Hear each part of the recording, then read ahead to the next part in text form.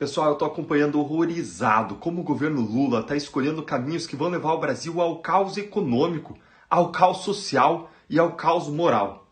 Eu vou falar agora para vocês 10 erros graves que me revoltaram, embora existam muitos mais e que foram praticados em menos de 30 dias de governo. Primeiro erro: o BNDES vai voltar a financiar projetos de engenharia em países vizinhos. Isso já aconteceu antes. E só Venezuela e Cuba nos deram um calote de mais de 3,5 bilhões de reais. Quem enriqueceu com isso foi a Odebrecht, que devolvia parte do dinheiro como propina para o PT e para os governos estrangeiros aliados. E o dinheiro vai para lá em prejuízo do nosso país, cheio de obras urgentes por fazer. Segundo erro: Lula e sua equipe falaram que a responsabilidade fiscal é uma bobeira, ou seja, o país vai gastar mais do que arrecada. E eles já estão fazendo isso. E esse filme não termina bem.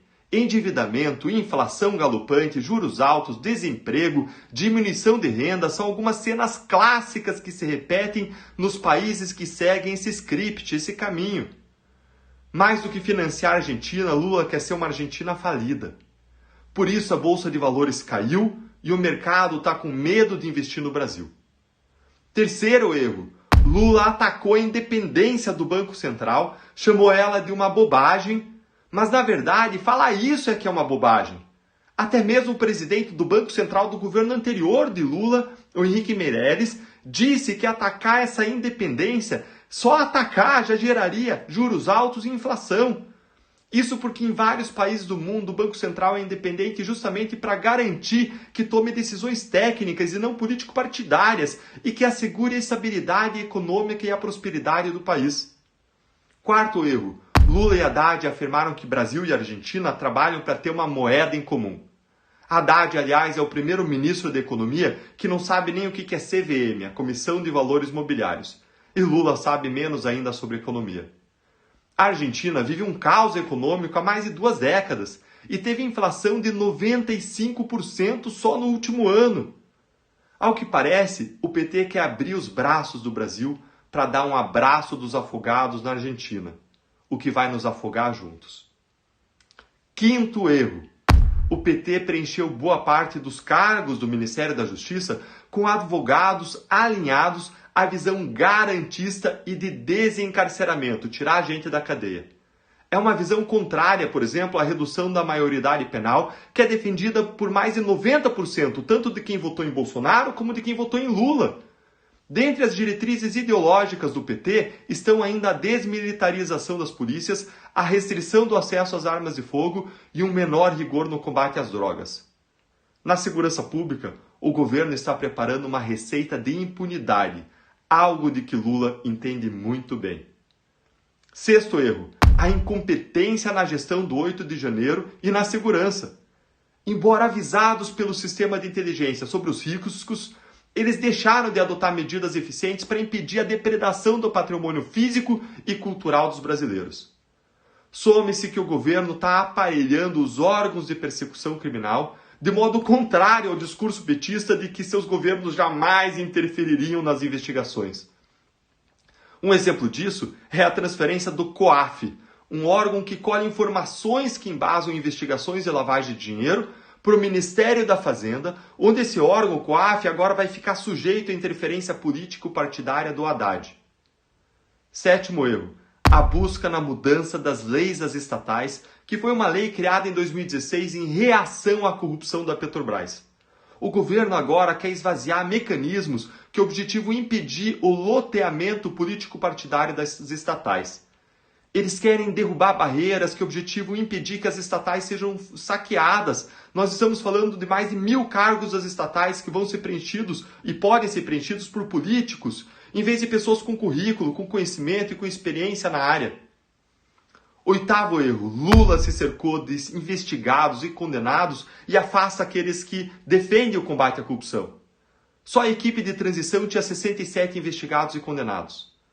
Dentre seus 37 ministros, mais de metade dos ministros de Lula foi investigada. É o caso do Valdez Góes, que foi condenado pelo STJ por improbidade administrativa e agora é ministro. Enquanto isso, profissionais de respeito, como a médica referência mundial em vacinação, a Ana Calume, ela foi desconvidada para o Ministério da Saúde por apoiar a Operação Lava Jato. É a mais pura inversão de valores, gente. Lula demonstra ainda que ele não quer pacificar o país, ao contrário do que ele prometeu. Ele foi eleito com pouco mais de metade dos votos, mas ele ataca com frequência aqueles que não votaram nele e os seus valores. Ele atacou o agro no dia 8 de janeiro. Ele atacou os defensores da vida, retirando o Brasil do acordo internacional contra o aborto. Ele atacou os empresários, dizendo que eles não trabalham. Ele atacou e segue perseguindo as autoridades da Lava Jato. Isso desune o país. Isso mostra que Lula quer governar só para um lado do Brasil, ignorando e desmerecendo pautas de milhões de brasileiros. 10º erro. Lula criou uma espécie de Ministério da Verdade, uma procuradoria de defesa da democracia, a fim de supostamente combater as fake news. Além disso, ele criou uma secretaria de políticas, ou seriam polícias talvez, digitais, contra supostamente a desinformação e o discurso de ódio. Contudo, esse órgão tem um grande potencial de ser usado para a perseguição política dos críticos do governo. Lula não explicou que critérios que ele vai usar para definir o que é uma informação válida e o que é uma fake news. Recentemente, por exemplo, vejam que uma página oficial do governo chamou o impeachment de 2016 de golpe, o impeachment da ex-presidente Dilma. Isso afronta as instituições brasileiras porque foi um processo regular, nada de golpe. E quem discordar agora vai ser perseguido por esse Ministério da Verdade petista? E há então de quem ousar defender que Mensalão e Lava Jato foram grandes esquemas de corrupção comandados pelo PT. Gente, isso é um absurdo. O Estado jamais deve ter o poder de impor a sua narrativa e de condenar as vozes discordantes.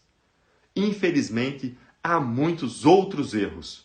Mudanças no marco do saneamento preocupam, abandonou-se a política de privatizações, o prometido reajuste da tabela do imposto de renda não foi cumprido, os cofres públicos foram drenados em mais de R$200 mil para custear, sem licitação, o hotel onde estão morando Lula e Janja. Houve ainda a nomeação de um ministro para uma pasta em que ele tem um conflito de interesses. E muito mais. A julgar pelos erros graves que foram cometidos em menos de 30 dias no poder, essa segunda versão do governo Lula promete ser uma tragédia. Eu vou trabalhar para reverter tudo o que for possível no Congresso, mas é preciso que o governo, que as instituições e que os brasileiros despertem e que nós vivamos, para que a gente não viva mais aquele pesadelo moral e econômico petista que a gente já viveu uma vez no passado. E o que preocupa é que, mesmo com todo esse estrago feito em menos de 30 dias, o pesadelo mal começou. E se você gostou dessa análise, se ela contribuiu para você entender melhor o que está acontecendo, compartilhe esse vídeo e leia o meu artigo dessa semana na Gazeta do Povo, em que eu explico tudo isso e muito mais. E assina a Gazeta, que é o 4º veículo em assinantes digitais do país, como aliás eu faço há mais de um ano. E se você quer entender mais sobre a Lava Jato, sobre a corrupção, sobre a reação contra a Lava Jato e contra o combate à corrupção no Brasil, venha ser o meu aluno, me dê essa privilégio, essa oportunidade no meu curso Entenda a Corrupção. É só você clicar no link que está na minha bio ou então acessar deltandallagnol.com.br.